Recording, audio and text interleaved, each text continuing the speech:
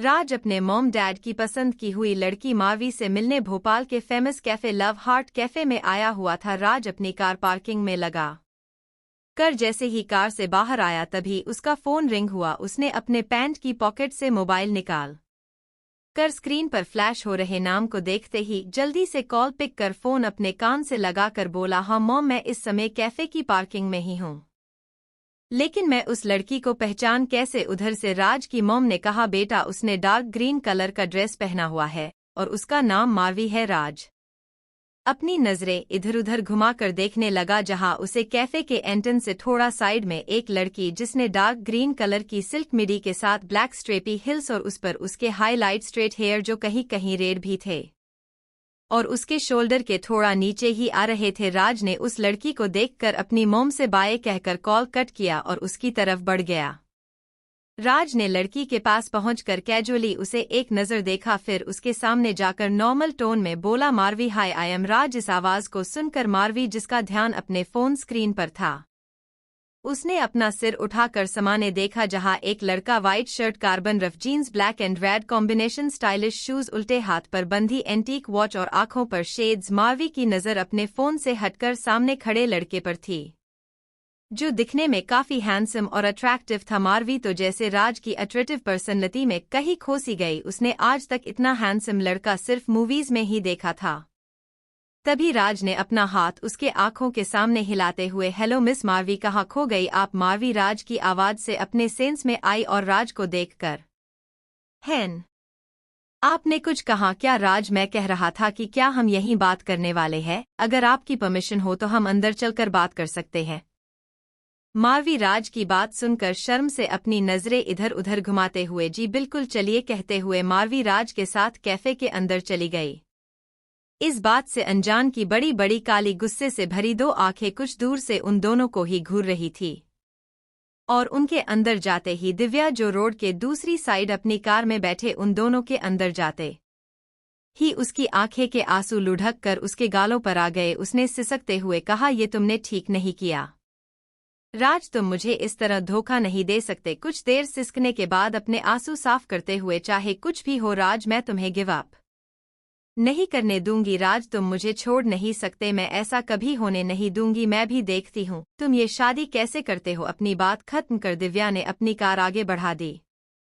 दूसरी तरफ अधीप अंबिका को पिंक बाथरोब में लपेट उसी तरह अपनी गोद में लेकर वॉशरूम से बाहर आया। इस वक्त अंबिका के फेस पर जितनी थकान थी उससे कहीं ज्यादा गुस्सा उसकी नाक पर था और वो उसी गुस्से से अधीप को घूर रही थी। वही अंबिका को इतना गुस्से में देखकर अधीप अपने फेस पर ईविल स्माइल लिए अंबिका को क्लोजेट की ओर ले जाने लगा, जिसे देखकर अंबिका चिल्लाते हुए अपने हाथ से अधीप के सीने पर पंच करते हुए, छोड़ो मुझे, छोड़ो गंदे आदमी, तुम एक भी जगह नहीं छोड़ते मुझे परेशान करने की। अब मुझे तुम्हारे साथ कहीं नहीं जाना, मैं खुद चेंजर कर सकती हूँ। अधीप अंबिका की आंखों में देखकर, वो तो मैं भी कर सकता हूँ, चलो करते हैं। अंबिका अधीप को घूरते हुए उसकी डबल मीनिंग बातों पर झिंझलाकर बोली, मुझे अब कुछ नहीं करना। अंबिका के बात पर अधीप ने तपाक से कहा, लेकिन मैं तो कपड़े चेंजर करने के लिए बोल रहा था, तुम क्या सोच रही हो? फिर अचानक से, हाँ, तुम्हारे दिमाग में हमेशा यही सब रहता है। वैसे मैं तैयार हूँ अपनी सर्विस देने के लिए, मेरी सभी लाइन 24/7 आवर्स खुली है। मुझे कभी भी कहीं भी सेवा का मौका दे, ट्राई तो तुम कर ही चुकी हो और हम दोबारा भी कर सकते हैं। अधीप की ऐसी बेशर्मी भरी बातें सुनकर अंबिका को कुछ देर पहले वॉशरूम में जो कुछ भी हुआ वो सब याद आ गया, जिसे सोचकर अंबिका के गाल शर्म से लाल हो गए। उसे ब्लैश करता देख अधीप भी मुस्कुरा दिया, जैसे उसे पता हो कि अंबिका क्या सोच रही है। उसने झुककर अंबिका के होठों पर एक सॉफ्ट किस किया, जिससे अंबिका अपने सेंस में आई। तब तक अधीप अंबिका को क्लोजेट में छोड़कर बाहर आ गया। सफे राज मार्वी के साथ कैफे से बाहर आया। मार्वी अपनी नजरें नीचे कर कुछ देर खामोशी के बाद, आमम, अच्छा अब मैं चलती हूँ। राज, क्या मैं आपको छोड़ दूँ? मार्वी, नहीं, मेरे पास मेरे स्कूटी है, मैं चली जाऊंगी। राज, ठीक है, बाय मार्वी। बाय मार्वी के जाने के बाद राज भी पार्किंग में खड़ी अपनी कार में बैठकर कार स्टार्ट की ही थी। तभी कार के दूसरी साइड का दरवाजा खोल कोई अंदर आकर राज के बगल में बैठ गया, जिसे देखकर राज चौंक कर बोला, तुम यहाँ? अपनी बात कहते हुए राज के फेस एक्सप्रेशन जो अभी तक ठीक थे वो अचानक गुस्से में बदल गए। राज को गुस्से में देखकर दिव्या हड़बड़ा गई, क्योंकि उसने पहले कभी राज को इतना गुस्से में नहीं देखा, ये दूसरी बार था। जब राज उस पर गुस्सा कर रहा था, राज अपने दांत पीस कर, तुम मेरा पीछा कर रही थी दिव्या? ना ही नहीं राजा, राज मैं इससे पहले कि दिव्या अपनी बात पूरी करती, राज ने लगभग उस पर चिल्लाते हुए बोला, मैंने कहा था न, अब हमारे बीच कोई रिश्ता नहीं है, फिर तुम यहाँ क्या कर रही हो? दिव्या किसी तरह हिम्मत जुटाकर, राज प्लीज एक बार मेरी बात सुनो। राज कुछ नहीं सुनना, मुझे निकलो यहाँ से। राज के आखिरी शब्द सुनकर तो जैसे दिव्या को झटका लगा हो, क्योंकि राज उसे अपनी कार से बाहर निकाल रहा था। दिव्या हैरानी से राज को देखते हुए वो बहुत कुछ बोलना चाहती थी उससे, लेकिन उसके शब्दों ने उसका साथ नहीं दिया। तभी उसे फिर से राज की एक और आवाज आई, आई सेड लीव। राज का गुस्सा देखकर दिव्या की आंखों में आंसू आ गए। ये पहली बार था जब राज उससे इस तरह बात कर रहा था। नहीं तो वो दिव्या ही थी जो राज को हमेशा गुस्सा करके अपने कमरे से बाहर निकाल दिया करती थी। दिव्या कार का दरवाजा खोलकर बाहर जाने के लिए मुड़ी ही थी कि तभी राज ने उसका हाथ पकड़कर उसे अपनी तरफ खींच लिया। उसके ऐसा करने से दिव्या का जो हाथ कार के दरवाजे पर था वो खिंचकर दरवाजा वापस से बंद हो गया और दिव्या का फेस राज के फेस के एकदम सामने था। ये देख दिव्या हैरानी से राज को देखने लगी। 1 घंटे बाद अदीप की कार सिंघानिया पैलेस के बाहर आकर रुकी। अदीप की कार पैलेस से के बाहर देख अंबिका अदीप को न समझी से देखकर जैसे ही कुछ बोलने को हुई कि तभी अदीप ने अंबिका को उसके बाजू से पकड़कर अपनी ओर खींचकर उसके होंठों पर अपने होंठ रखकर उसे डीप किस करने लगा। अदीप के ऐसे अचानक किस से अंबिका को थोड़ी हैरानी हुई, लेकिन जल्दी ही खुद को नॉर्मल कर अंबिका भी उस किस में अदीप का साथ देने लगी। 10 मिनट किस करने के बाद अदीप अंबिका से अलग हो उसे अपनी इंटेंस नजरों से देखने लगा, जो अपनी बढ़ी हुई सांसों को नॉर्मल करने की कोशिश कर रही थी। अंबिका ने खुद को शांत करके अदीप की आंखों में देखकर कहा, आपने कार यहाँ क्यों रोकी है? क्या आप अंदर नहीं आएंगे? अदीप उसी तरह अंबिका की आंखों में देखकर अपने एक हाथ से उसके बालों को सहलाते हुए बोला, मुझे अभी मेरी एक इम्पोर्टेंट मीटिंग के लिए जाना है तो मैं नहीं आ पाऊंगा। अदीप की बात सुनकर अंबिका का मुंह बन गया। उसने अपनी आंखें छोटी कर मुंह बनाते हुए कहा, मिस्टर सिंघानिया शायद आप भूल गए हैं कि आज की पार्टी में बहुत सारे लोग आपका बेसब्री से इंतजार कर रहे हैं, जिसमें आपके पेरेंट्स, आपके रिलेटिव, आपके फ्रेंड, आपकी खूबसूरत सी और 2 क्यूट से बच्चे भी हैं। और आप है कि अपनी इतनी बड़ी फैमिली और अपने भाई की शादी को इग्नोर करके अपनी 100 कॉल सी मीटिंग अटेंड करने जा रहे हो हुन।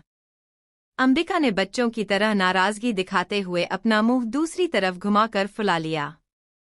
अंबिका की ऐसी बच्चों वाली हरकत देख अदीप हैरानी से उसे देखने लगा, क्योंकि ये पहली बार था जब अंबिका अपनी बात मनवाने के लिए जिद्द करते हुए इस तरह की प्यारी हरकतें कर रही थी।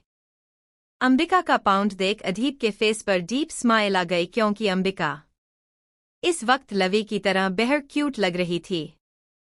अदीप ने थोड़ा सा झुककर अंबिका के फूले हुए गालों पर किस कर लिया। उसकी इस हरकत पर अंबिका उसे अपनी तिरछी नजरों से घूरने कर लवी की तरह ही मासूमियत से बोली, आपको दिखाई नहीं दे रहा कि मैं आपसे नाराज हूं? अदीप ने भी मुस्कुरा कर कहा, दिख रहा है, तभी तो अपनी क्यूट वाइफ को माना रहा हूं अंबिका, लेकिन मैं नहीं मानूंगी। अदीप डोंट वरी, मुझे अपनी वाइफ को मनाना आता है, कहकर अदीप ने एक बार फिर अंबिका के सॉफ्ट गालों पर किस कर लिया, जिससे अंबिका बुरी तरह झुंझला गई और बिना अदीप की बात सुने कार से उतरकर पैलेस के अंदर चली गई। अंबिका के जाते ही अदीप की मुस्कान अचानक गायब हो गई। उसकी जगह अब उसकी आंखों में एक आग थी। अदीप के जाते ही एक ब्लैक मर्सिडीज बेंज जो पैलेस के एंट्रेंस से अंदर जा रही थी, उसमें पीछे बैठे लवी अपने कल से 1 वीक वेकेशन और अपने चाचू की शादी को लेकर खुश थी। वही आर्य गुस्से से दांत पिसते हुए अदीप जाती हुई कार को ही घूरे जा रहा था।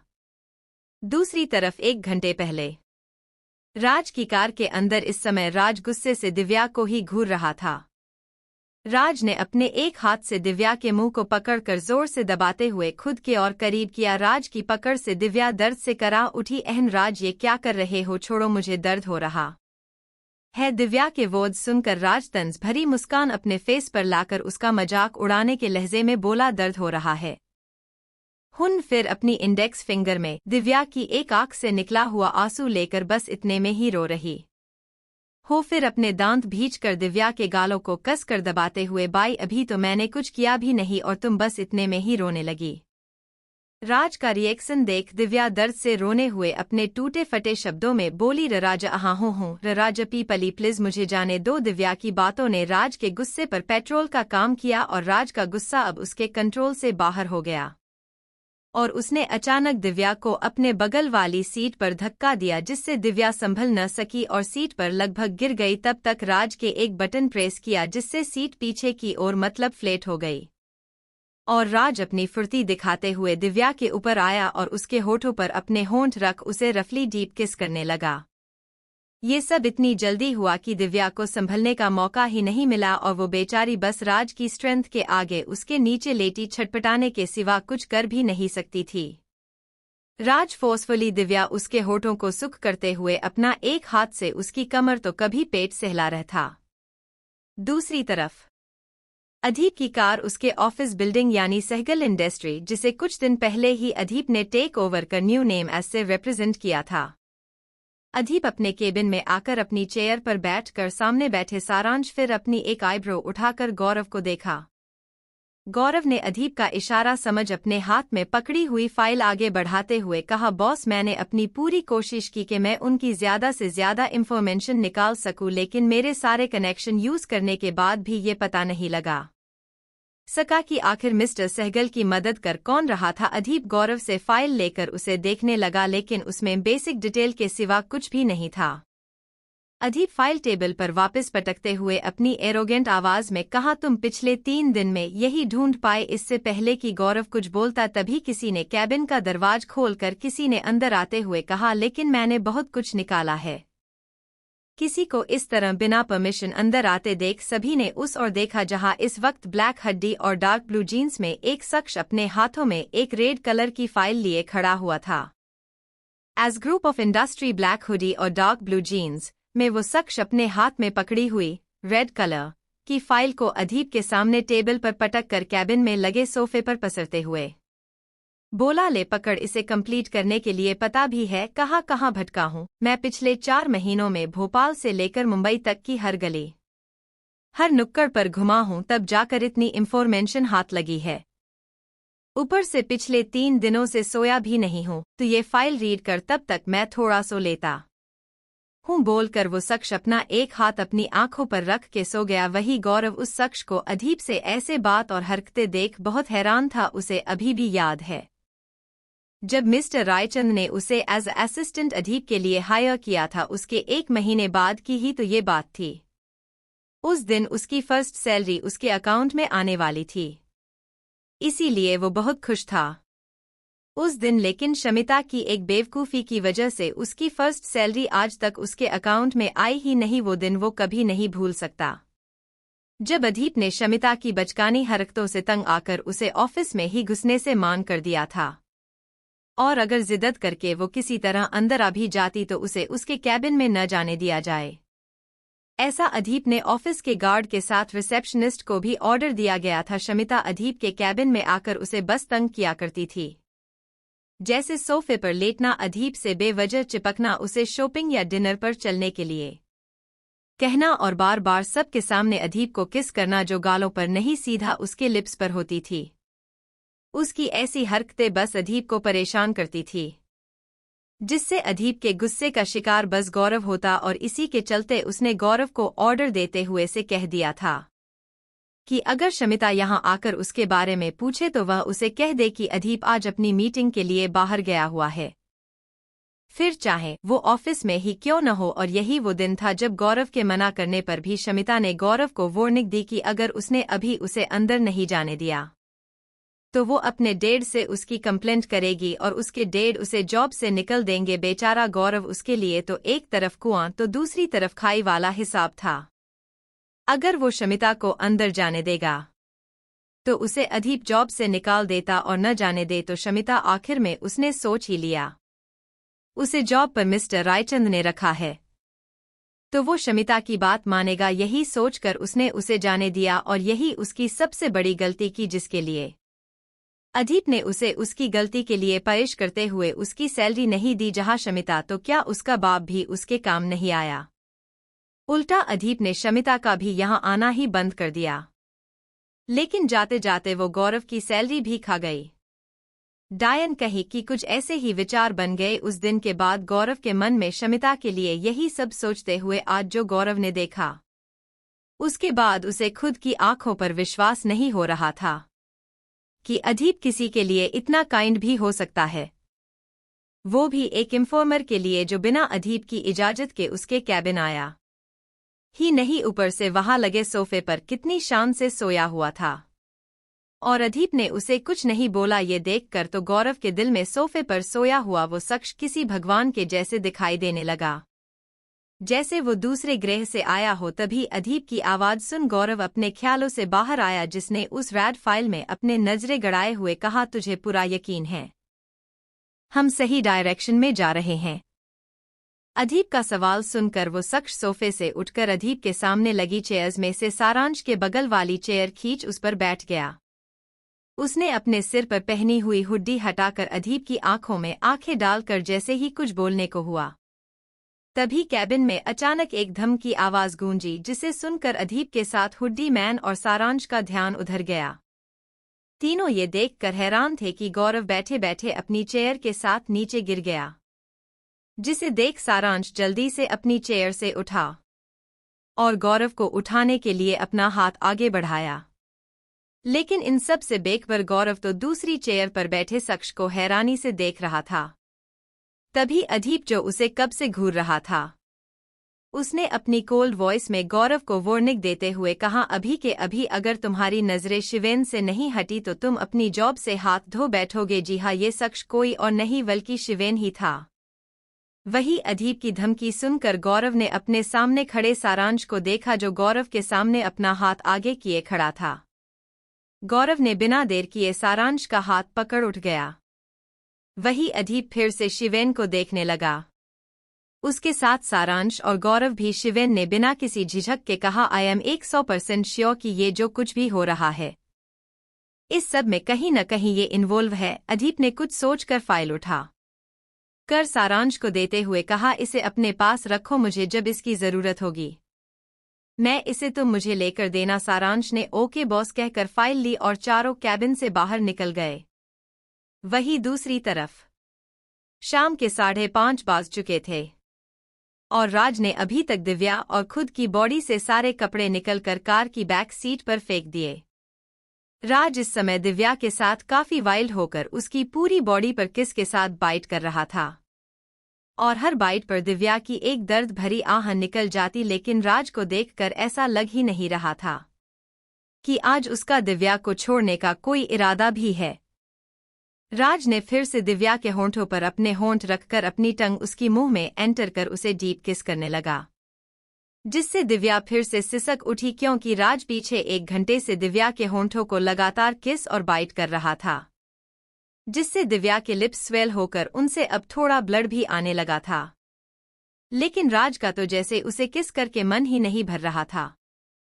वही दिव्या जो हर टाइम राज पर गुस्सा करती थी, आज राज के गुस्से में किए टॉर्चर को का दर्द भी झेल रही थी। लेकिन राज टाइम के साथ जेंटल होने की वजह और ज्यादा वाइल्ड हो रहा था। राज की इल्डनेस अब दिव्या से टॉलरेट नहीं हो रही थी। हालांकि दिव्या एक मॉडर्न और बेबाक लड़की थी, लेकिन इसके बावजूद दिव्या नहीं चाहती थी कि शादी से पहले राज उसके करीब आए, इसीलिए दिव्या राज से दूर ही रहा करती। राज जो कुछ भी उसके साथ कर रहा था, दिव्या का मन इस सब के लिए एग्री नहीं था। उसके दिमाग में आया वो इसी वक्त राज को खुद से दूर झटक दे, लेकिन वो अपने दिल के हाथों मजबूर थी, क्योंकि अगर इस बार उसने राज को खुद से दूर किया तो वो राज को हमेशा हमेशा के लिए खो देगी। दिव्या अपने दिल और दिमाग में उलझी हुई थी कि तभी उसे राज का हाथ अपने सॉफ्ट एरिया पर महसूस हुआ, जिसे महसूस कर दिव्या ने घबराकर अपनी बंद आंखें एकदम से खोली जिनमें नमी थी। अब उसे समझते देर न लगी कि राज अब नहीं रुकने वाला जो वो नहीं चाहती थी। राज उसके साथ वही करना चाहता था। आखिर में दिव्या ने अपनी आंखें बंद की और राज को उसकी मन मर्जी करने देने का फैसला किया। 2 घंटे बाद सिंघानिया पैलेस राज की कार एंट्रेंस पर आकर रुकी। राज ने अपने एक्सप्रेशन लेस फेस से एक नज़र अपने बगल में बैठी दिव्या को देखा, जो अपना सिर नीचे किए नर्वस होकर अपने एक हाथ की फिंगर दूसरे में उलझाने की कोशिश कर रही थी। राज अपनी एरोगेंट आवाज में बोला, आप क्या यही रहने का इरादा है या अंदर भी जाओगी? उसकी बात सुनकर दिव्या ने उसे नासमझी से देखा। राज ने बिना कुछ कहकर का डोर अनलॉक किया, जिससे दीजिए समझ गई कि राज ने उसे कार से बाहर जाने को कहा। दिव्या ने एक बार पैलेस के एंट्रेंस की ओर देखा, फिर राज को देखकर कार से उतर गई, फिर बिना पीछे देखे अंदर चली गई। राज अभी भी उसे एक्सप्रेशन लेस फेस के साथ अंदर जाते हुए देख रहा था। उसके जाते ही राज भी बाहर आया और कार की वहां खड़े गार्ड को देकर खुद भी अंदर आया, जहां राज की नज़र हॉल में बैठे घर के बड़े, जिनमें उसके मॉम डैड भी थे। तभी राज की मॉम राज को देखकर बोली, अरे बेटा तुम आ गए, चलो अच्छा है, मैंने तुम्हारे आज फंक्शन में पहनने के लिए कपड़े तुम्हारे रूम में रखवा दिए हैं, तुम जल्दी से जाकर तैयार हो जाओ, फंक्शन बस शुरू ही होने वाला है। अपनी मॉम की बात पर राज ने हाँ में अपना सिर हिलाया और अपने रूम की ओर बढ़ गया। वही आर्य और लवी इस वक्त 4th फ्लोर पर अपनी मॉम के रूम में थे। अंबिका ने घर आते ही घर में सभी को बोल दिया था कि उसे अधीप और अपने रिश्ते की सच्चाई पता चल चुकी है। इन सब के बावजूद अभी भी उसे कुछ याद नहीं था। अंबिका ने एक गहरी सांस लेकर छोड़ते हुए फिर से कहा, मुझे आप सबको बताना है कि अधीप आज रात को यहाँ आने वाले हैं और अब से वो सिंघानिया पैलेस में ही रहेंगे। अंबिका की आखिरी बात सुन लवी की खुशी देखते बन रही थी। अपनी बात खत्म कर अंबिका अपने रूम में जाने के लिए लिफ्ट की और चल दी। ये देख लवी भी अंबिका के पीछे जाते हुए, मम्मा मेरे लिए रुको। लवी की आवाज सुन अंबिका ने उसे अपनी गोद में उठाया और लिफ्ट में आ गई। और उसके जाते ही आर्य, जिसकी ट्योरिया चढ़ी हुई थी, उसने एक नज़र वहां बैठे सभी बड़ों पर अपनी नज़र डाली। जहां अंबिका की बात सुनकर जितने भी लोग वहां मौजूद थे, वे सभी खुश नजर आ रहे थे। बस दादाजी को छोड़कर आयान, अमन, कार्तिक, रियांश, माहिरा और शुभी यहां मौजूद नहीं थे। आर्य ने सभी को देखकर कहा, क्या आप लोग सच में उन्हें यहां रहने की परमिशन दे रहे हैं? इस मीठी आवाज को सुनकर सभी ने 7 साल के उस छोटे बच्चे को देखा जो इस सब से नाखुश लग रहा था। तभी आर्य ने फिर कहा, लेकिन मैं इस बात से खुश नहीं हूं कि वो यहाँ आ रहे हैं। आर्य की बात पूरी होने तक किसी की नज़र उस पर से हटी नहीं थी। सभी आर्य की आंखों में अधीप के लिए नफरत देख रहे थे और सभी अच्छे से जानते थे कि उसकी ये नफरत किस बात पर थी।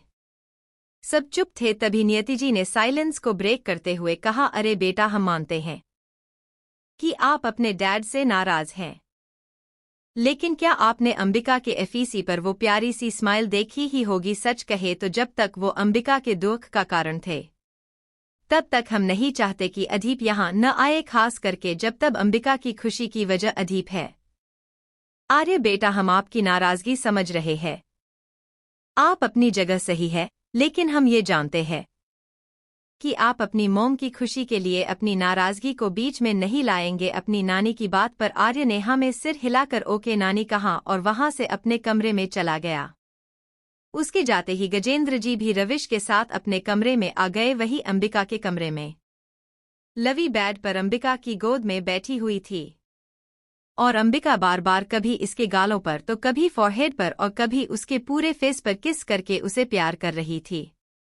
तभी लवी अपने आप को टर्न करते हुए अंबिका के सामने बैठ अपने दोनों हाथों को अपने गालों पर रख कर अपनी बड़ी बड़ी नीली आंखें टिमटिमाते हुए अंबिका को देखकर कहा, मॉम क्या मैं आपसे कुछ पूछूं? अंबिका ने लवी की इस प्यारी सी कन्वर्सेशन पर उसे देखा और उसके फॉरहेड पर फिर से किस कर बोली, यस माई बेबी। आज पता नहीं क्यों उसे लवी पर बहुत प्यार आ रहा था।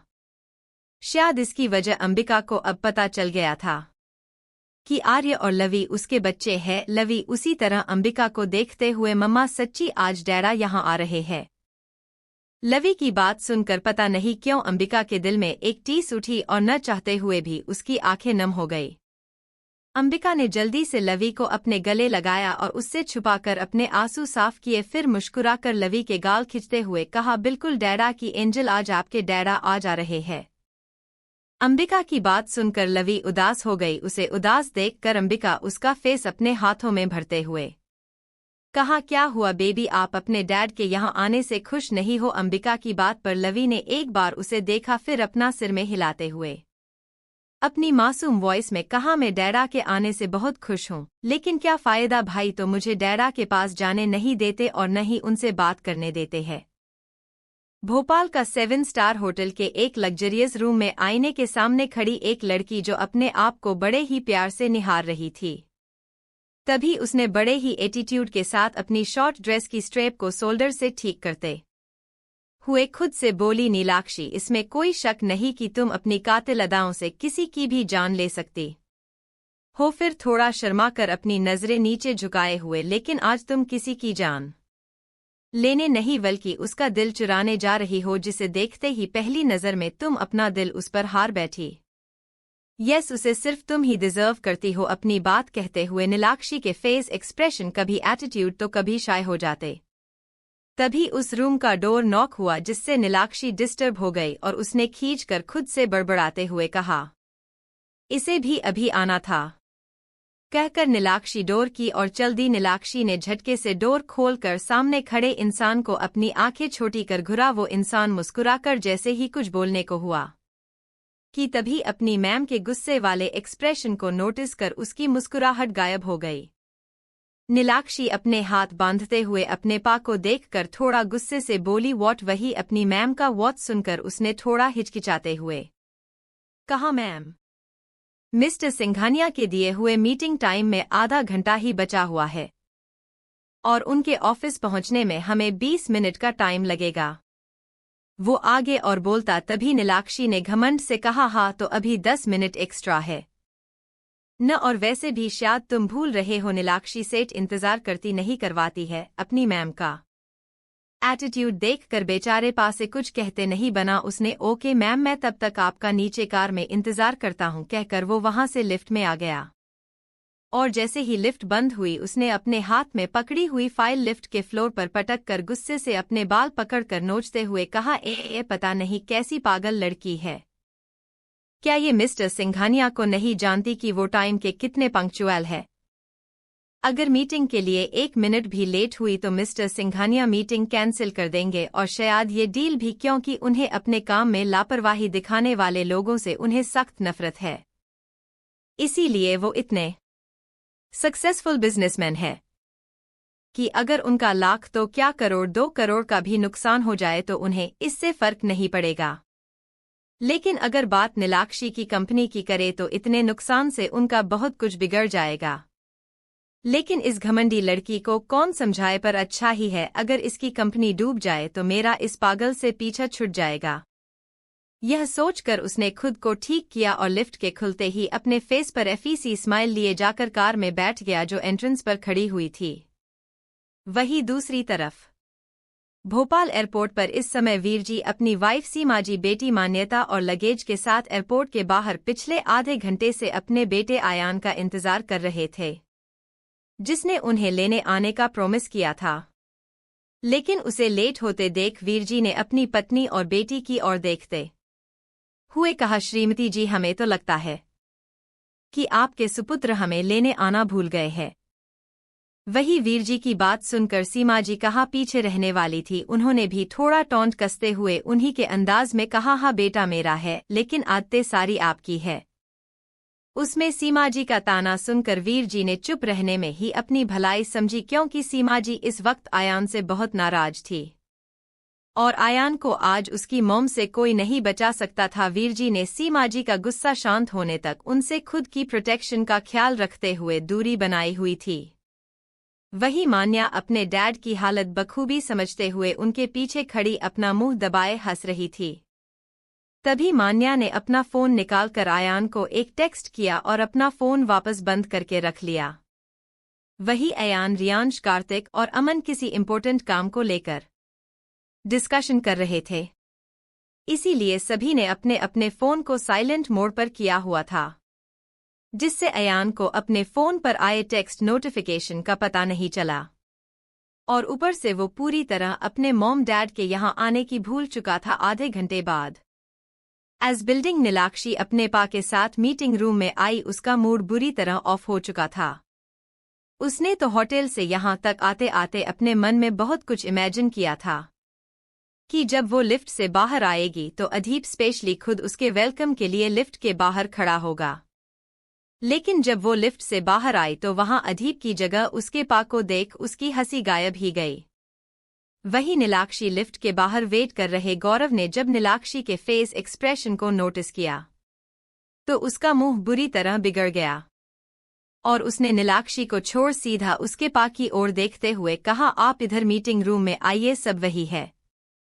गौरव के मुंह से सब वर्ड सुनकर नीलाक्षी के पा ने खुद से कहा, सब। उसने अपनी मैम को देखा जो खुशी से मीटिंग रूम की ओर बढ़ रही। गौरव मीटिंग रूम का डोर नॉक किया और अंदर से एक कड़क आवाज आई, कम इन। गौरव दरवाजा खोलकर अंदर आया और सामने देखकर कहा, बॉस मिस सेठ आ गई। गौरव के पीछे नीलाक्षी अपने पा के साथ अंदर आई और उसने मुस्कुराते हुए जैसे कि सामने की ओर देखा तो उसके चेहरे का रंग उड़ गया, क्योंकि सामने हेड चेयर पर अदीप की जगह शिवेन बैठा हुआ था। नीलाक्षी ने गौरव की ओर देखकर उस पर भड़कते हुए कहा, मिस्टर पा, ये क्या मजाक लगा रखा है आपने यहाँ? मिस्टर सिंघानिया की जगह किसी और को बिठाकर आप उसे बॉस बोल रहे हो? मुझे तो यकीन ही नहीं होता कि एशिया की टॉप लिस्ट में तीसरे नंबर की रैंक पर आने वाली सिंघानिया इंडस्ट्री में बॉस के ना होने पर एम्प्लॉय खुद को कंपनी का बॉस समझते हैं।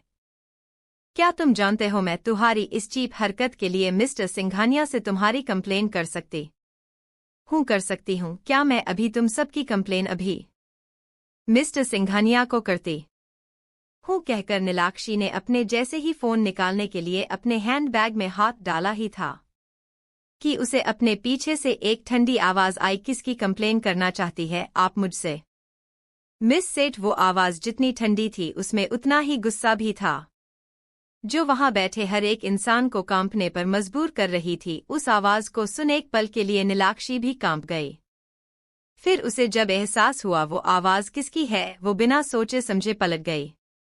वही अदीप को सामने देख शिवेन हेड चेयर से उठाने को हुआ, लेकिन अदीप ने उसे अपनी आंखों से बैठे रहने का इशारा किया, जिसे समझ शिवेन नॉर्मली नीलाक्षी की ओर देख उसकी बातें सुनने लगा। वही नीलाक्षी ने घमंड से अदीप को देखते हुए बोली, सिंघानिया पेल्स। अंबिका अपने कमरे में लवी से बात कर ही रही थी कि तभी उसके रूम का डोर नॉक हुआ। डोर की आवाज सुनकर अंबिका और लवी ने अपनी बातें रोककर एक साथ दरवाजे की ओर देखा, जहां आर्य खड़े होकर अंबिका को ऐसे देख रहा था जैसे कह रहा हो, मॉम क्या आप सिर्फ लवी को ही अपना सारा प्यार देंगी? इन 4 महीनों में मैंने भी आपको लवी जितना ही मिस किया। वही आर्य को दरवाजे पर चुपचाप खड़े देखकर अंबिका ने अपने चेहरे की मुस्कुराहट बड़ी करके अपने दोनों हाथों को आर्य की ओर हग करने की पोजीशन में खोल दिए। अपनी मॉम के ऐसा करते ही आर्य ने अंबिका के पास उसे हग कर लिया और अंबिका ने उसे अपनी बाहों में सेक करके नीचे खड़े आर्य को ऊपर उठाया और बेड पर अपने बगल में बैठा लिया। कुछ देर बाद अंबिका ने आर्य से अलग होकर उसके फोरहेड फिर दोनों चिक्स पर बारी बारी से किस किया।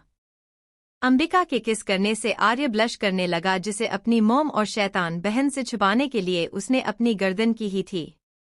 तभी भारी भरकम कोई चीज अचानक उस पर आ गिरी, जिससे बेचारा आर्य खुद को संभाल न सका और बेड पर पीछे लुढ़क गया, जिससे कुछ पल के लिए बेचारे की सांस ऊपर की ऊपर और नीचे की नीचे रह गई। तभी उसे लवी की मीठी सी आवाज आई, भैयू। उस आवाज से आर्य अपने होश में। आर्य ने किसी तरह उस चीज के नीचे से अपना सिर निकाल कर देखा, जो कोई चीज नहीं बल्कि उसकी गोल मटोल बहन, जिसने अपने दोनों हाथों की पूरी ताकत से आर्य को जकड़ा हुआ था, जैसे आर्य उसकी पकड़ से निकलकर कहीं भाग जाएगा। लवी अपनी खुशी जाहिर करते हुए, भैयू मुझे तो विश्वास ही नहीं हो रहा कि मम्मा को हम याद आ गए और आज डैड भी घर आएंगे। कितना मजा आएगा ना, हम अब मम्मा और डैडा और पूरी फैमिली हमारे साथ ही रहेगी। और अब माहिरा मासी और रियांश चाचू की शादी भी हो जाएगी। मैं तो बहुत एक्साइटेड हूँ। लवी बोले ही जा रही थी, बिना ये जाने कि उसके नीचे दबे बेचारे आर्य की हालत खराब हो रही थी। आर्य ने बड़ी मुश्किल से अपने हाथों का इस्तेमाल लवी, जिसकी बक बक अभी भी चालू थी, उसके दोनों बाजू को पकड़ा और थोड़ा चिढ़कर अपनी घुटी आवाज में खुद से दूर करते हुए बोला, मोटी बिल्ली कहीं की, क्या अब मेरे ऊपर से हटोगी भी या मेरी जान लेकर ही मानोगी? आर्य की दबी और धीमी आवाज सुनकर अंबिका, जो कब से दोनों को देखकर यही सोच रही थी कि उसके बच्चों में कितना प्यार है, जल्दी से अपनी हरकत में आई और लवी, जो आर्य के बोलने के बाद भी उससे दूर नहीं हुई थी, पहले उसे फिर आर्य को उठाया और नाइट स्टैंड पर रखे पानी के गिलास से उसे पानी पिलाकर एक हाथ से उसकी पीठ सहलाकर पूछा, आयु ओके बेटा? आर्य ने धीरे से अपनी गर्दन हाँ में हिलाई तो अंबिका ने उसे अपने गले से लगा लिया। तभी रूम का डोर एक बार फिर से खुला और इस बार माहिरा ने शुभी के साथ अंदर आते हुए कहा, अब बस भी करो मेरी प्यारी बहना, अपने बच्चों से ये लाड़ प्यार तुम पार्टी खत्म होने के बाद भी कर सकती हो, लेकिन भगवान के लिए अभी चलकर तैयार हो लो, नहीं तो दुल्हन यही रह जाएगी और उधर पार्टी खत्म भी हो जाएगी। अंबिका ने आर्य से अलग हो माहिरा की ओर देखते हुए न समझी से कहा, लेकिन दी शादी के फंक्शन तो कल रात से स्टार्ट है न? उसकी बात पर माहिरा ने मुस्कुरा कर कहा, अरे भाई मैं अपनी नहीं शुभी की बात कर रही हूँ। माहिरा के आखिरी शब्द सुनकर अंबिका ने हैरानी से शुभी की ओर देखकर कहा, शुभी मतलब कब? असल में अंबिका को शुभी की अमन के साथ एंगेजमेंट और शादी के बारे में अभी कुछ नहीं पता था। अंबिका के शॉक्ड रिएक्शन को देख माहिरा उसी तरह मुस्कुरा कर उसके कंधे पर हाथ रखकर बोली, तुम्हें इतना शॉक्ड रिएक्शन देने की जरूरत नहीं है, मैं तुम्हें सब बताती हूँ, कहकर माहिरा ने अंबिका को अमन और शुभी के बारे में बताते हुए अपना मुंह बनाकर कहा, आज सुबह अमन के डैड ने अमन को शुभी के रूम से बाहर आते हुए देख लिया। माहिरा की बात सुनकर अंबिका ने अपने उन्हीं शॉक्ड एक्सप्रेशन के साथ कहा, फिर माहिरा फिर क्या अमन के डैड ने फूफाजी को सब बता दिया? फिर अमन की मॉम को उसके रूम में और बुआ जी को शुभी के रूम में भेजकर दोनों को बाहर बुलाया और उसके बाद दोनों के एक्सेप्ट करने के बाद आज इनकी एंगेजमेंट और फिर मेरे साथ इसकी भी शादी। माहिरा की ये बात अंबिका के अलावा वहां बैठे लवी और आर्य भी सुन रहे थे, लेकिन आर्य को तो इन सब से कुछ लेना देना ही नहीं था और इससे पहले कि अंबिका कुछ कह पाती कि लवी ने चहकते हुए शुभी जो बेड के पास खड़ी हुई थी को हग करके कहा, ये कितना मजा आएगा न? अब रियांश चाचू के साथ अमन चाचू की भी शादी होगी।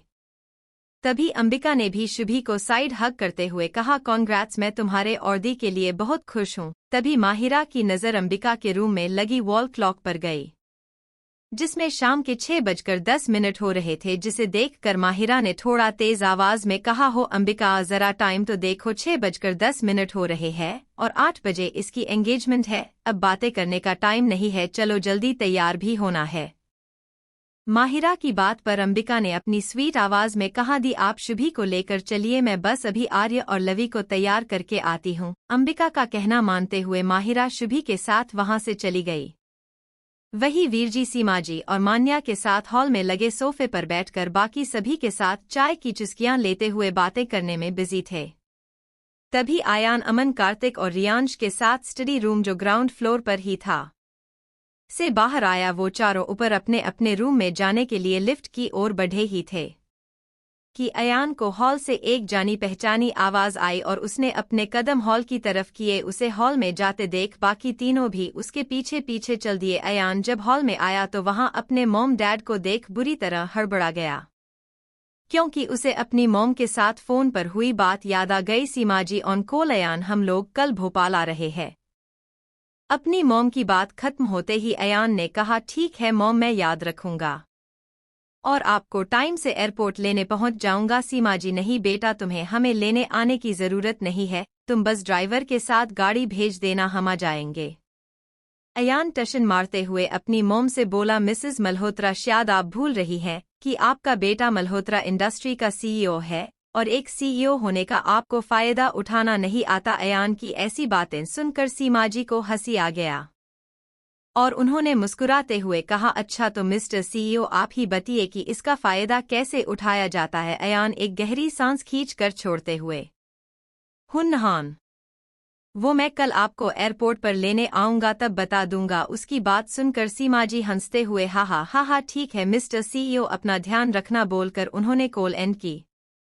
अयान ये सोच ही रहा था कि तभी किसी की गुस्से भरी आवाज उसके कानों में पड़ी, लो आखिर आ ही गए मल्होत्रा इंडस्ट्री के सीईओ, लगता है ये अपने काम में कुछ ज्यादा ही बिजी थे, तभी तो ये किसी से किया हुआ अपना वादा भी भूल गए। अयान को ये बात बोलने वाली कोई और नहीं बल्कि उसकी मॉम ही थी, जिनकी बातें अयान को गुस्सा कम और ताना ज्यादा लग रही थी, जो सीधा अयान के सीईओ होने को टारगेट कर रही थी। उसने एक नज़र वहां बैठे सभी पर डाली जो उसे ही देख रहे थे, लेकिन अयान की नज़रें अपनी मॉम के बगल में बैठे अपने डैड पर गई और उन्हें देखते ही अयान अपने चेहरे पर दुनिया भर की मासूमियत लेकर उन्हें ऐसे देखने लगा जैसे कह रहा हो कि डैड बचा लीजिए मुझे अपनी श्रीमती जी से। लेकिन जल्दी ही अयान की सारी उम्मीदों पर पानी फिर गया जब उसके डैड ने उसे ऐसे देखा जैसे कह रहे हों कि बरखुरदार मुझे बख्श दो, मैं इसमें तुम्हारी कोई मदद नहीं कर सकता। और अपनी पत्नी की ओर देखने लगे अपने डैड को पल्ला झाड़ते देख अयान ने खुद को अपनी मॉम की पनिशमेंट के लिए तैयार किया और सीमा जी के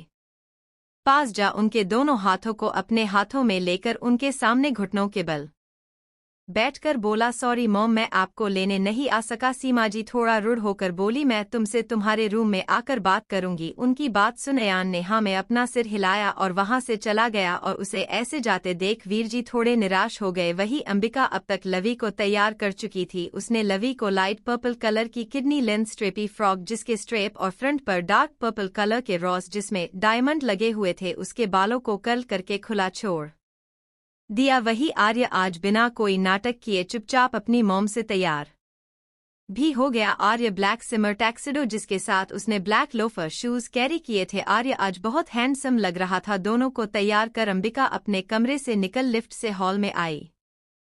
एज ग्रुप ऑफ इंडस्ट्रियल, जहां अधीप सामने खड़ी नीलाक्षी को अपनी जलती हुई आंखों से बस घूर रहा था। उसे पहले से ही पता था कि नीलाक्षी बहुत गुस्से और घमंडी किस्म की लड़की थी। उसे अपने सक्सेसफुल बिजनेस वुमन होने पर काफी घमंड था, जिसके चलते वो किसी को भी नीचा दिखाने से बाज नहीं आती। लेकिन वो ये नहीं जानती थी आज शिवेन को नीचा दिखाकर उसने अनजाने में ही अपनी जिंदगी की सबसे बड़ी गलती की है। वही उसके पीछे सामने की तरफ अपने हाथ आर्म से फोल्ड किए एक पिलर ले सहारे खड़ा सारांश बस खामोशी से वहां हो रहे ड्रामे को देख रहा था कि तभी वहां मौजूद सभी के कानों में अधीप की गुस्से से भरे शब्द गूंज गए, गेट आउट। अधीप की ये बात सुनकर जहां एक तरफ नीलाक्षी का पा शॉक्ड था तो वहीं नीलाक्षी नासमझ खड़ी अभी भी अधीप को देख रही थी। और जैसे ही उसने कुछ कहने के लिए अपना मुंह खोला तभी उसके पा ने उसका हाथ पकड़कर उसे अपनी ओर खींच लिया, जिससे नीलाक्षी मीटिंग रूम के बाहर निकल गई। और उसके पा ने टाइम वेस्ट न करते हुए जल्दी से नीलाक्षी को लेकर वहां से लिफ्ट की ओर बढ़ गया। अपने पा के इस तरह खिंचने से नीलाक्षी को गुस्सा आ गया और उसने पा से अपना हाथ छुड़ आते हुए कहा, हाउ डेयर यू, तुम्हारी हिम्मत कैसे हुई मेरा हाथ पकड़ने की, छोड़ो मुझे, मिस्टर सिंघानिया के साथ हमारी मीटिंग है। उसके कहने के बाद भी जब उसके पा ने उसका हाथ नहीं छोड़ा तो नीलाक्षी गुस्से से बौखला गई और उसने उसी तरह जाते हुए कहा, अगर अभी तुमने मुझे जाने नहीं दिया तो मैं डैड से तुम्हारी शिकायत करूंगी। लेकिन पा ने उसकी बातों को पूरी तरह इग्नोर किया और उसे लेकर लिफ्ट के अंदर आ बटन प्रेस कर दिया और लिफ्ट के बंद होते ही नीलाक्षी का हाथ छोड़ा ही था कि नीलाक्षी ने एक जोरदार थप्पड़ उसके गालों पर जड़ दिया। फिर अपने दांत पिसते हुए बोली, मिस्टर प्रकाश राठौड़, आप जानते हो ना मिस्टर सिंघानिया के साथ इस एक कोलैबोरेशन के लिए हमने कितनी मेहनत की थी। ऑफ कोर्स तुम जानते हो, क्योंकि तुमने ही रात भर जाग कर प्रेजेंटेशन रेडी किया था और तुम ये भी जानते थे कि इससे मेरी कंपनी को कितना बड़ा प्रॉफिट होने वाला था। फिर भी तुम बिना कोई वजह दिए मुझे वहां से ले आए। मेरी एक बात कान खोल कर सुन लो, अगर तुम्हारी इस चिप हरकत से मेरी कंपनी को कोई भी नुकसान हुआ तो मैं तुम्हें कहीं का नहीं छोड़ूंगी। फिलहाल के लिए मैं तुम्हें इस जॉब से फायर्ड करती हूँ। अपनी बात कहकर नीलाक्षी अपना मुंह दूसरी तरफ मोड़ कर खड़ी हो गई। नीलाक्षी की बातें प्रकाश के ईगो को हर्ट करने के लिए काफी थी। उसने जब फायर्ड शब्द सुना तो उसने मन में सोच, जॉब तो जा ही चुकी है तो क्यों न इस घमंडी लड़की को आईना दिखाया जाए। ये सोचकर प्रकाश ने अपना हाथ आगे बढ़ाकर पीछे से नीलाक्षी की गर्दन को पकड़कर उसे पीछे घुमाया। प्रकाश एक टोल एंड फिट लड़का था, वही नीलाक्षी भी ठीक ठाक ही थी, लेकिन प्रकाश जैसे लंबे चौड़े इंसान के आगे वो कुछ नहीं थी। प्रकाश ने लिफ्ट के पीछे की वॉल पर लगे शीशे में नीलाक्षी को उसका फेस दिखाते हुए गुस्से से कहा, जरा देखो खुद को, तुम्हें क्या लगता है तुम बहुत खूबसूरत हो और तुम जैसे दो कौड़ी की बात, दिमाग और घमंड से भरी लड़की मिस्टर सिंघानिया को इम्प्रेस कर सकती है? तो तुम्हारी इंफॉर्मेशन के लिए बता दूं कि तुम्हें गली में घूमते हुए आवारा कुत्ते भी न पसंद करे। फिर मिस्टर सिंघानिया तो दूर की बात है, और ये मीटिंग मेरी वजह से नहीं बल्कि तुम्हारी वजह से खराब हुई है। तुमने अभी थोड़ी देर पहले मीटिंग रूम में जिस इंसान से बदतमीजी की थी न, क्या तुम जानती हो वह इंसान कौन था? फिर नीलाक्षी को घूर कर क्या हुआ नहीं पता? चलो मैं तुम्हें बता देता हूँ। वो इस कंपनी में अदीप सिंघानिया के साथ 50% का पार्टनर और अदीप के बचपन का दोस्त शिवेन वशिष्ठ था। प्रकाश की ये बात सुनकर नीलाक्षी हैरानी से प्रकाश को देखने लगी। प्रकाश उसका मजाक उड़ाने के लहजे में उसकी ओर देखकर मुस्कुराया। तभी लिफ्ट खुल गई और प्रकाश उसे वही छोड़ लिफ्ट से बाहर निकल गया। वहीं दूसरी तरफ सीमाजी, वीरजी और मान्या के साथ अयान के कमरे में सोफे पर बैठे इस समय अयान को ही घूर रही थी। उन्हें खुद को इस तरह घूरते देख अयान ने इरिटेट होकर कहा, मोम अब भी कीजिए, आप पिछले 10 मिनट से मुझे ऐसे क्यों घूर रही है जैसे मैंने कोई बड़ी गलती की है। अयान की इस बात सीमाजी के गुस्से को और बढ़ा दिया और सीमाजी सोफे से उठकर बिना कोई आर्गुमेंट किए दरवाजे की ओर बढ़ गई। उन्हें ऐसे जाते देख अयान ने बेड से उठकर लगभग भागकर अपनी मोम का हाथ जो दरवाजा खोलने के लिए बस उठा ही था, पकड़कर उन्हें बेड के पास ला उस पर बिठाकर खुद घुटनों के बल उनके सामने जमीन पर बैठ गया और उनके दोनों हाथ को अपने हाथों में लेकर बहुत ही पोलाइट वे में कहा, मोम अगर आप कुछ बोलेंगी नहीं तो मुझे कौन बताएगा कि आपको मेरी किस बात से इतनी तकलीफ पहुंची है कि आप मुझसे बात भी नहीं करना चाहती। अयान का ऐसा सॉफ्ट नेचर देखकर एक पल के लिए सीमाजी का दिल पिघल गया, लेकिन जल्दी ही उन्होंने अपने आप को सख्त करते हुए कहा, अयान तुम्हें क्या लगता है कि मैं तुमसे इतनी सी बात के लिए नाराज हूं कि तुम हमें एयरपोर्ट लेने नहीं आए? अपनी मोम की बात खत्म होते ही अयान न समझी से उन्हें देखकर, तो फिर ऐसी क्या बात है मोम कि आप मुझसे इतना नाराज हो गई? अयान फिर से कुछ बोलने को हुआ कि सीमाजी गुस्सा करते हुए थोड़ा ऊंची आवाज में बोली, अयान मैं तुमसे इसलिए नाराज हूं कि 4 महीने पहले अंबिका के साथ इतना सब हो गया और तुमने हमें इसके बारे में बताना जरूरी नहीं समझा। वही अपनी पत्नी की बात से सहमत होते हुए वीरजी ने कहा, और तुम्हारी इस गलती के लिए हम तुम्हें कभी माफ नहीं करेंगे। अयान अपने डैड के कहे आखिरी शब्द सुनकर अयान गिल्ट से अपना सिर नीचे झुका धीरे से बोला, sorry mom, sorry dad. Ayaan के सॉरी ने सीमाजी के गुस्से को बढ़ा दिया और उन्होंने बेड से खड़े होकर अपने पति की ओर देख कर कहा, मुझे नहीं लगता अब हमें यहाँ और रुकना चाहिए, क्योंकि जिसके भरोसे हम यहाँ पर आए थे उसे हमारी कोई फिक्र नहीं है और अंबिका को कुछ याद नहीं तो अच्छा होगा कि हमें अब मनाली अपने घर वापस चलना चाहिए। अपनी मॉम को वहां से जाने की बात करते सुन अयान ने फिर से अपनी बात दोहराते हुए कहा, मॉम डैड मैं मानता हूँ मेरी गलती है, मुझे आप दोनों को अंबिका के बारे बता देना चाहिए था, लेकिन उस समय हालात ही ऐसे थे कि मैं चाहकर भी आपको कुछ बता नहीं सकता था। अपनी बात पूरी कर अयान ने एक उम्मीद के साथ अपने मॉम को देखा, लेकिन सीमाजी को देखकर अभी भी ऐसा नहीं लग रहा था कि वो अयान की अब से कन्वेयंस हुई थी। सीमाजी ने लंबी सांस छोड़ते हुए कहा, तो तुम ये कहना चाहते हो कि उस वक्त तुम्हारी कंडीशन ऐसी थी कि तुम हम पर विश्वास नहीं कर सकते थे? अयान ने अनजाने में ही हाँ कह दिया और उसकी हाँ सुनकर सीमाजी अयान पर बिफर पड़ी। वही मान्यता जो काफी देर से अपनी मॉम और भाई का कॉन्वर्सेशन सुन रही थी, वो अपने भाई की नादानी पर अपना सिर पीटते हुए खुद से बोली, सत्यानाश भाई, अब आपको मॉम के गुस्से से कोई नहीं बचा सकता, लेकिन अच्छा हुआ भाई को ये पता नहीं चला कि मॉम और डैड को अंबिका के बारे में मैंने ही बताया है। अगर उन्हें ये पता चला तो पता नहीं भाई के गुस्से से मुझे कौन बचाएगा। ये बोलते हुए मान्या सोचने लगी कि जब वो अपने मॉम डैड के साथ फ्लाइट में आकर बैठे अभी आधा घंटा ही हुआ था और वो बोर होने लगी। फोन यूज वो कर नहीं सकती थी क्योंकि उसने उसके जहाज उड़ा दिए थे, मतलब फ्लाइट मोड पर किया हुआ था, तो क्या किया जाए। तभी उसके छोटे से दिमाग में एक आइडिया आया कि वो अपनी मॉम से बातें करेगी, वो भी इधर उधर की नहीं, भोपाल की पिछले 5 मंथ्स में जो भी उसने वहां किया वो सब अपनी मॉम को बताएगी।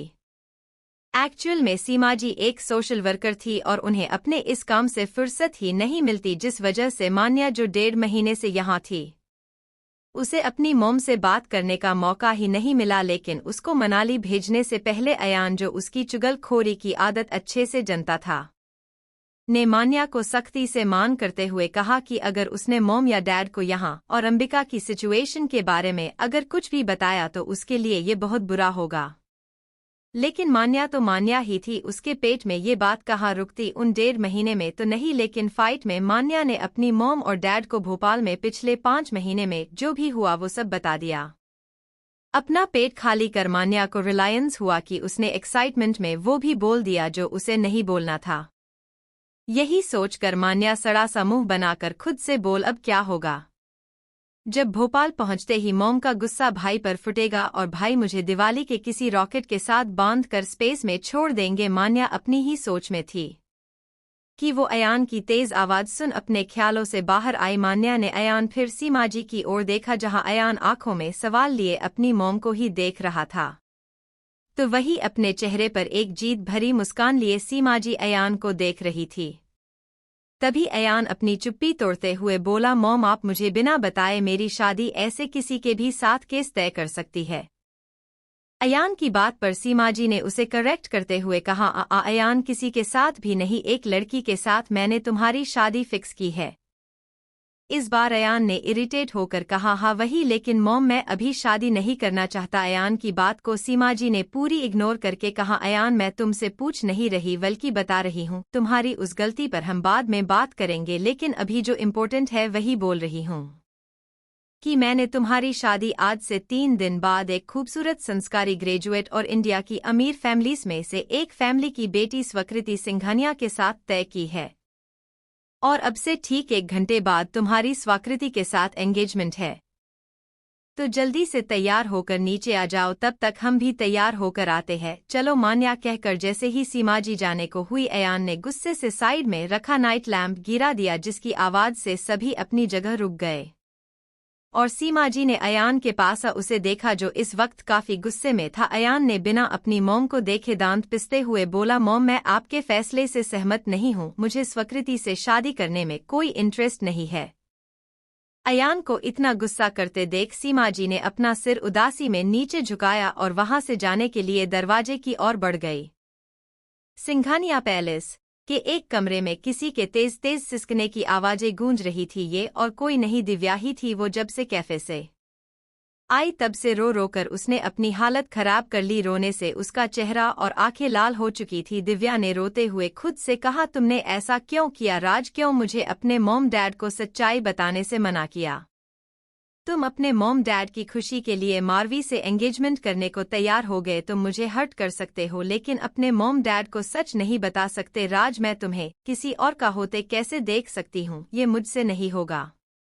इतना कहकर दिव्या फिर से रोने लगी। कुछ देर बाद उसने किसी तरह खुद को संभाला और बेड से उठकर रूम में बने वॉशरूम में चली गई। 10 मिनट बाद दिव्या वॉशरूम से बाहर आई। अब वो पहले की तरह रो नहीं रही थी, लेकिन आंखें अभी भी लाल और नमी से भरी हुई। दिव्या ने साइड टेबल पर रखा अपना फोन और क्लच उठाया, फिर रूम से बाहर निकल पैलेस के एंट्रेंस के अपोजिट साइड जाने लगी। कुछ 50 कदम चलने के बाद दिव्या एक गेट के सामने खड़ी हुई थी। वो गेट दिखने में न ज्यादा बड़ा था और न ज्यादा छोटा। ये पैलेस के पीछे का एंट्रेंस था जो मैन गेट से थोड़ा दूर लेकिन उसी साइड खुलता था। दिव्या अगर मैन एंट्रेंस से बाहर जाती तो किसी को भी उसकी हालत देख तुरंत समझ आता कि वो बहुत रोई है, और अगर कोई उससे इस बारे में पूछता तो दिव्या खुद को संभाल नहीं पाती और उसके सामने ही रो देती। इसीलिए उसने बाहर जाने के लिए पीछे का रास्ता चुना जिससे कोई उसे देख न सके, और पार्टी के इस माहौल में किसी का भी ध्यान दिव्या पर नहीं जाएगा। यही सब सोचकर दिव्या गेट से बाहर निकलकर सामने खड़ी कैब में बैठ गई जो उसने पहले ही बुला ली थी। दिव्या ने बिना कैब ड्राइवर की ओर देखे कहा, चलो। उसके कहते ही कैब वहां से निकल गई। वही स्वाकृति के रूम में इस समय दादाजी, दोनों दादी माँ कीर्ति, सोमित जी, माहिरा, रियांश, अंबिका, नियति, करण जी सभी मौजूद थे, और स्वाकृति उन सभी को अचानक अपने कमरे में आया हुआ देखकर असमंजस में थी कि आज ऐसा भी क्या हो गया कि उसकी पूरी फैमिली इस तरह उसके रूम में आई हुई है। यही सब सोचते हुए स्वाकृति ने अपनी नजरें एक बार फिर उस रूम में मौजूद लोगों पर डाली जहां सभी मौजूद थे शिवाय अधीप के, और अपने बड़े भाई को वहां न देख स्वाकृति किसी अनहोनी के डर से घबरा गई। वो कुछ कहती उससे पहले कीर्ति जी ने उसके चेहरे पर आई परेशानी को भांपते हुए आगे बढ़कर स्वाकृति के सिर पर हाथ फेरते हुए कहा, बेटा तुम्हें घबराने की जरूरत नहीं है। हम सब तो तुमसे यहाँ बस कुछ बात करने आए हैं जिसे पूरे फैमिली के सामने करना जरूरी था। अपनी मॉम के कहने पर स्वाकृति ने अपने फेस पर कॉन्फ्यूज्ड एक्सप्रेशन के साथ अपनी मॉम को देखकर कहा, मॉम ऐसी कौन सी बात है जिसके लिए आपके साथ पूरी फैमिली आई है। हूँ। स्वाकृति के ऐसे सवाल से दादाजी ने अपनी चुप्पी तोड़ते हुए कहा, कीर्ति बेटा, ये पहेलियां बुझाने से अच्छा है हम स्वाकृति से खुलकर बात करें। आखिर ये हमारी बच्ची की जिंदगी का सवाल है। लेकिन हम पहले ही आप सब से कह चुके हैं कि अगर स्वाकृति इस बात से राजी न हुई तो उसके फैसले का सभी सम्मान करेंगे और उसे इन सब के लिए कोई उसे फोर्स भी नहीं करेगा। कहकर दादाजी की नज़र स्वाकृति पर ही थी। अपने दादाजी की बात सुनने के बाद उस बात को जानने के लिए स्वाकृति की क्यूरियोसिटी और बढ़ की आखिर बात है क्या। तभी कीर्ति जी ने स्वाकृति के चेहरे को अपने दोनों हाथों में भर उसकी आंखों में देखते हुए कहा, बेटा हमें गलत मत समझना। उन्होंने ये कहा ही था कि तभी रूम का डोर नॉक हुआ। सभी ने का ध्यान कीर्ति जी और स्वाकृति से हटकर दरवाजे की ओर गया और रियांश ने जल्दी से उठकर दरवाजा खोला और अपने सामने खड़े लोगों को देखकर उसने के बार पीछे खड़ी अपनी बहन को फिर सामने देखा, जहां इस समय अयान अपने मॉम डैड और बहन के साथ खड़ा हुआ। रियांश ने झुककर सीमाजी और वीरजी के पैर छूलार उन्हें नमस्ते किया। सीमाजी उसी तरह मुस्कुराकर बोली, आ बेटा क्या स्वाकृति अपने रूम में है? सीमाजी के पूछने पर रियांश ने थोड़ा इनकम्प्लीट होते हुए कहा, आंटी वो रियांश कुछ कहता उससे पहले शिप्रा दादी ने रियांश से कहा, रियांश उन्हें अंदर ले आओ। उनका कहना ही था कि कुछ ही देर में सभी अंदर थे। तब तक कीर्ति जी स्वाकृति से अपनी बात कह चुकी थी, जिसे सुनकर स्वाकृति के फेस एक्सप्रेशन ऐसे थे जैसे वो इस रिश्ते से बिल्कुल भी खुश नहीं लग रही थी। और उसके फेस एक्सप्रेशन देख अयान के फेस पर एक मिस्टीरियस स्माइल आ गई। तभी सीमाजी ने सभी की ओर देखते हुए कहा, क्यों न हम अयान और स्वाकृति को अकेले में बात करने दे, जिससे दोनों एक दूसरे से खुलकर बातें कर सकेंगे। उनकी बात से कीर्ति जी ने सहमत होते हुए कहा, हाँ ये अच्छा रहेगा। कहकर उन्होंने अंबिका और माहिरा के साथ स्वाकृति को बगल में बने रूम में भेज दिया। अंबिका और माहिरा अयान और स्वाकृति को रूम में छोड़कर खुद बाहर आ गई। बाहर आते ही अंबिका ने जो सवाल कब से अपने मुंह में दबाकर रखे थे अचानक से माहिरा के ऊपर बरस पड़े। उसने परेशान होते हुए कहा, दी ये सब क्या है? ऐसे अचानक से कीर्ति मॉम स्वाकृति और अयान की शादी कैसे करवा सकती है? क्या कीर्ति मॉम ये सही कर रही है? मुझे तो कुछ भी समझ नहीं आ रहा हूं। इससे पहले कि माहिरा अंबिका के एक भी सवाल का जवाब दे पाती कि तभी उस रूम का दरवाजा खुला। उस आवाज को सुनकर अंबिका के साथ माहिरा ने भी उस ओर देखा।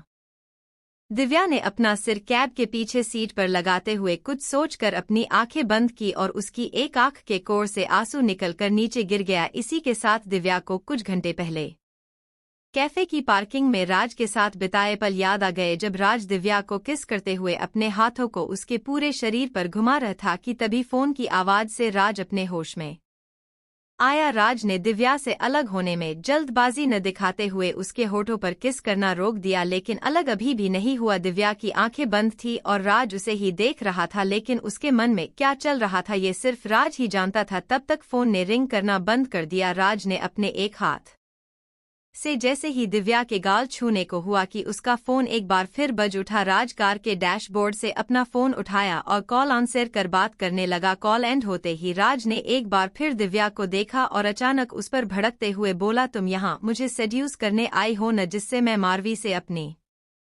शादी का इरादा बदलकर तुम जैसी घमंडी लड़की से शादी कर लूं। राज की गुस्से से भरी तेज आवाज सुनकर दिव्या ने हड़बड़ाकर अपनी आंखें खोली और हैरान से राज को देखने लगी कि आखिर अचानक उसको क्या हुआ जिस वजह से वो ऐसे बिहेव कर रहा है। दिव्या उसके चेहरे के भाव पढ़ने की कोशिश कर ही रही थी कि तभी राज ने उसके बाजू से पकड़कर जोर से दबाकर उसकी आंखों में घूरते हुए कहा, और अगर तुम यही सब सोचकर यहाँ आई हो तो मैं तुम्हें बता दूं कि आज शाम को ही मेरी मारवी के साथ एंगेजमेंट है, और मैं तुम्हें पहले ही बता चुका हूं कि तुम जैसी लड़की के लिए मैं अपने मॉम के खिलाफ नहीं जाऊंगा।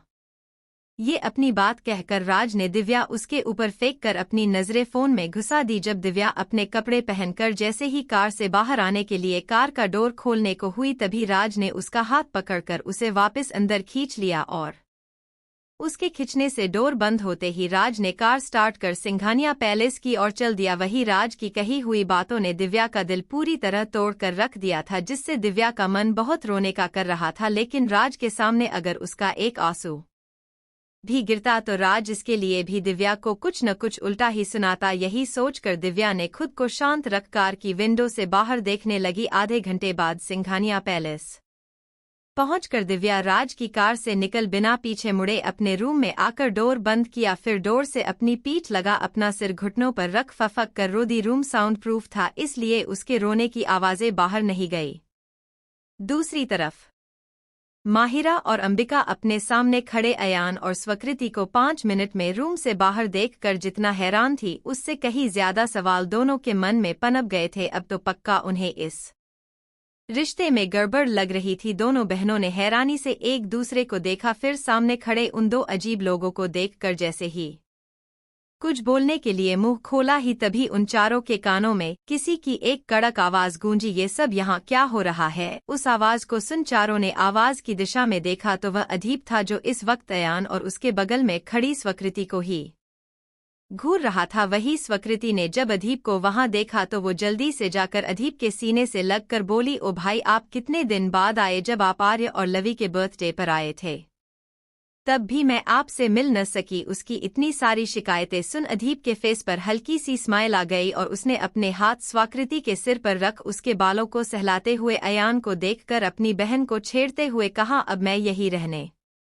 वाला हूँ, तो तुम्हारी जितनी भी शिकायतें हैं मुझे बताना, मैं अपने टेम के हिसाब से तुम्हारी रोज एक विश पूरी कर दिया करूंगा। अदीप की बात सुनकर स्वाकृति ने अपना सिर उसके सीने से निकालकर नॉर्मली अदीप को देखकर कहा, वो करनी पड़ेगी ही न भाई, और आपको अकेले नहीं ऋषु भाई को भी, क्योंकि अब मैं इस घर में बस 3 दिन की ही तो मेहमान रह गई हूँ। स्वकृति की बात सुनकर अदीप ने उसे नासमझी से देखकर बोला, मतलब? स्वकृति ने अपने कंधे उचकाते हुए कहा, क्योंकि मॉम ने मेरी अयान के साथ मेरी शादी तय कर दी है, और इससे पहले कि आप आगे ये कुछ पूछे कि लड़का कौन है, क्या करता है, तो मैं आपको बता देती हूँ कि लड़का अयान है। स्वकृति की बात सुनकर अदीप ने एक नज़र अयान को देखा, फिर अपने से कुछ दूर खड़ी अंबिका और माहिरा को, और अदीप से नजरें मिलते ही अंबिका ने अपनी पलकें ऐसे झपका दी जैसे कह रही हो, आपने जो कुछ भी सुना वो सब सच है। अदीप को अब समझ आ गया कि अंबिका ने क्यों उसे टेक्स्ट एमएसजी कर थोड़ा जल्दी यहाँ 3rd फ्लोर पर आने को कहा, वरना उसे तो शिवेन ने ऑफिस से निकाले टेम अंबिका का रूम 4th फ्लोर पर बताया था। अदीप अपने में ही खोया हुआ था कि उसकी बहन ने उसका हाथ पकड़कर हिलाते हुए कहा, भाई चलो। स्वाकृति आगे बढ़ती तभी अदीप ने उससे अपना हाथ छुड़ाते हुए कहा, आन तुम चलो, मुझे अयान से अकेले में कुछ बात करनी है। अदीप की बात मानकर स्वकृति अंबिका और माहिरा के साथ अपने रूम में चली गई और उनके जाते ही अदीप ने अयान के पास आकर उस पर बिगड़ते हुए कहा, अब ये क्या नाटक है तुम्हारा? तुम तो महिमा से प्यार करते हो, फिर अचानक तुम्हें मेरी कैसे बहन पसंद आ गई? अदीप के मुंह से निकले महिमा के नाम से अयान को गुस्सा आ गया और उसने भी अदीप पर भड़कते हुए कहा, तुम्हारी हिम्मत कैसे हुई मेरे सामने उस घटिया लड़की का नाम भी लेने की? अयान के मुंह से महिमा के लिए घटिया शब्द सुनकर अदीप ने उसे टांट करते हुए कहा,